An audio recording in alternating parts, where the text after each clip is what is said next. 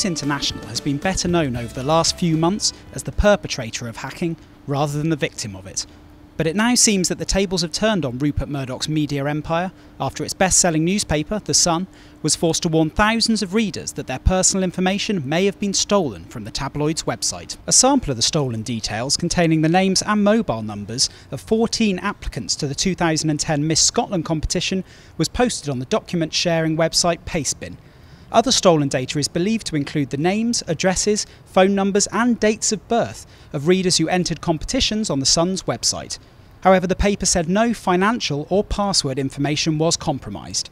In a statement, News International, the parent company of The Sun, said, "We take customer data extremely seriously and are working with the relevant authorities to resolve this matter. We are directly contacting any customer affected by this."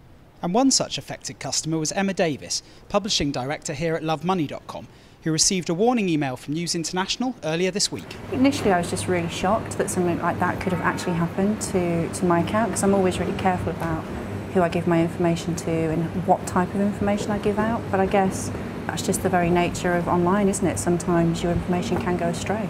News International has said that the data was stolen when the Sun's website was hacked on the 19th of July.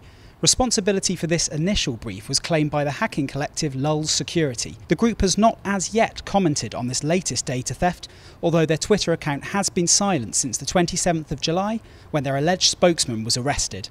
But high-profile computer hacks aren't the only risk posed to customers. Hoax emails designed to trick you into handing over your personal details have become a common scam peddled by fraudsters.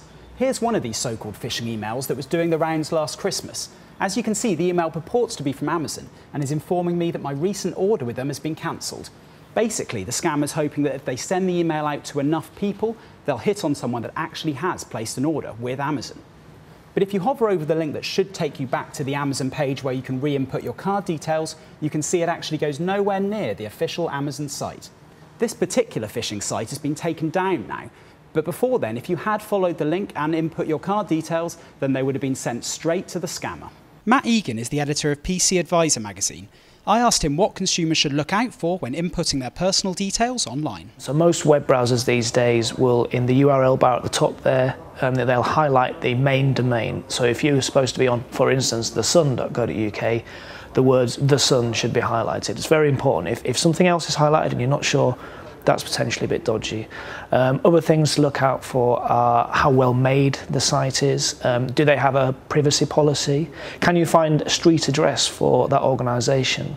All these things add up. And then the other thing, of course, is reputation. So what about phishing emails? Are there any telltale signs that an email that, say, comes from your bank is actually from a fraudster?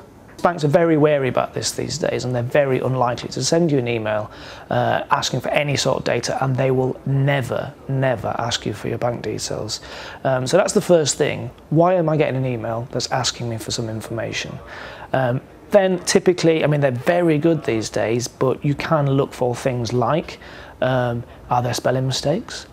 Does it look exactly like the website I'm supposed to go to? And you know, if you get an email from an organisation that you have a relationship with and it says, if you go to our website, if you click this link to go to our website, and we'll give you a special offer, then even if you think it sounds too good to be true, in which case it probably is, you can always just type the URL in yourself. You don't have to click the link in the email. But with so many cyber threats out there, are the public really careful enough when it comes to inputting data online? I'm pretty careful with what I'm doing, because you don't know what kind of websites are out there these days. Not really, no. Well, I trust most of them, but I really don't want to put, for example, my credit account. I am very scared of putting my credit account number. If my straw poll is anything to go by, then most people are fairly clued up as to the risks of sharing their personal information online, with most people saying that they'd only share their information with trusted and reputable websites. But what this recent Sun data hack does show is that no organisation is invincible from cybercrime, and when it comes to sharing personal information, consumers can never be too careful.